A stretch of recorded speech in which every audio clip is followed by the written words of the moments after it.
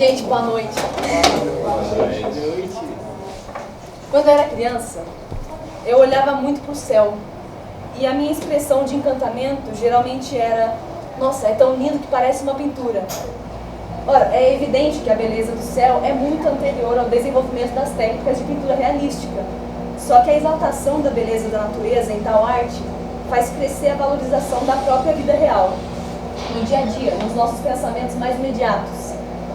Isso acontece porque a arte nos tira de um estado de automatismo que a rotina nos coloca, para sermos capazes de funcionar dentro de prazos, horários e estigmas, dentro da organização humana que inventamos. Por essa razão é que a arte é frequentemente caracterizada como respiro em meio à vida real, à vida banal, à vida vulgar, porque a arte desnaturaliza a percepção dos arredores tidos devido ao convívio rotineiro como vulgares. Quando eu olho para o céu e me espanto, dizendo, nossa, parece uma pintura, eu elevo o céu a um patamar de apreciação, de obra, e não de utilidade, não de fundo que comporta o meu existir. Mas as mais variadas formas de expressão artística não se limitam às belezas do céu. Elas destrincham as relações humanas, seus feitos, desejos, paixões, dúvidas, decadências, desentendimentos. Elas olham para a casa, para a rua, para as flores, as árvores, as tecnologias. Elas despertam um olhar que desnaturaliza o que vê. Isto é, que olha como quem se choca, que vê como quem descobre. Um indivíduo que olha ao seu redor como quem descobre o mundo é um indivíduo que vive artisticamente, que vive poeticamente. Nos dias de hoje, estamos sem tempo para nos chocar, sem tempo para descobrir o que já existe. Estamos tomando as coisas do nosso mundo e nós não nos importando.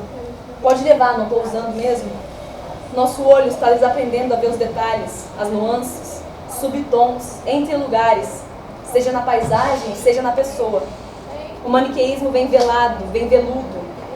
Ou pensa do jeito que eu penso, do jeito que eu fui ensinado a pensar, ou eu não quero nem ouvir. As casas ficam cinzas, o MRV. Os olhos nas telas desaprendem a procurar a linha do horizonte. Os ouvidos ficam seletivamente surdos. O mato fica fogo, a água fica preta. E esse é o novo natural. Da narcotização de informações, da saturação visual e interpessoal, ao minimalismo nas arquiteturas e à poesia imediatista do Instagram, o olhar habituado ao cansaço constante olha para a paisagem da vida sem ver.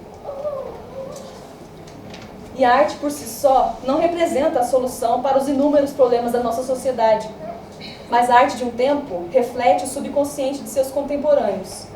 A arte mostra como temos vivido, o que temos querido, o que temos temido. E a arte mostra aquilo que desperta. Nossa crise, a crise da humanidade, a crise da nossa humanidade, é uma crise de pensamento. Nós precisamos voltar a descobrir o mundo, voltar a nos chocar com o mundo. Artes visuais, literatura, poesia e filosofia sucedem à existência da vida, mas precedem o nosso viver. E é por isso que são tão importantes. E bom, eu gostaria de falar isso, porque é o lançamento de um livro de poesia, que é uma coisa que, se a gente quiser viver disso, a gente não vive, né? Na sociedade que a gente vive, só que nem por isso perde uma importância. Então eu queria só soltar essa faísca aqui nesse momento. E sobre esse livro, que eu estou tendo um prazer de lançar aqui, diante de pessoas que eu gosto tanto, que eu admiro tanto, o livro se chama Rito de Passagem. E bom, nós, seres humanos, ao passarmos pela Terra, deixamos como rastros nossos ritos de passagem. E nossos rastros podem ser pegadas finas, sentires de momento, ou marcas mais profundas, estruturais de pensamento. Livros, esculturas, pinturas, objetos ou declarações de amor e de vontade.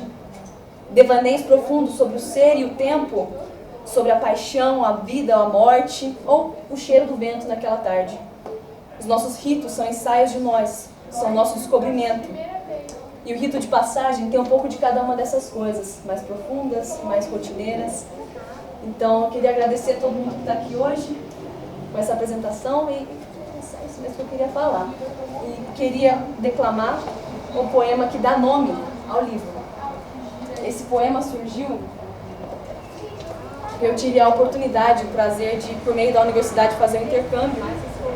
E enquanto eu estive lá na Universidade La Sapienza da Itália, estive na casa de uma grande amiga que foi me apresentada pelo meu professor aqui da UFJF, e ela é uma filósofa, e ela me levou, assim, eu caí de paraquedas no festival de filosofia voltado para essa área da inteligência artificial, e nesse evento tinha uma física que era romena e falava italiano melhor do que os italianos, e ela estava falando sobre física quântica, sobre essas possibilidades que despertam de o que há entre o sim e o não, ou talvez o sim e o não ao mesmo tempo, que acontece na física quântica. E eu estava no meio dessa palestra, não entendia tudo que ela falava, né? Porque italiano, né, gente? Fala rápido, estava acostumando. E surgiu esse poema, eu gostaria de ler, só para apresentar mesmo. Finda o centro. Dou um passo atrás, de frente à fronte quântica. Enfrento o fim da máscara, da dupla opção. Finda o centro. Fundo a floresta face, afundo a face fixa. Faísco fera, foz e folha, a força da destinação. Finda o centro, o passado, o futuro. E a minha palavra vira gesto imaturo, vira rito de passagem. Finda o centro, e esse fim, finda a margem. Finda o centro, finda o eu, finda o único. Finda a língua, mas a lua já não finda em sua potência latente. Finda o centro, finda o nós, mas ainda não finda a gente. Se a gente se funde, não se finda. Finda o centro. Então é basicamente isso, né?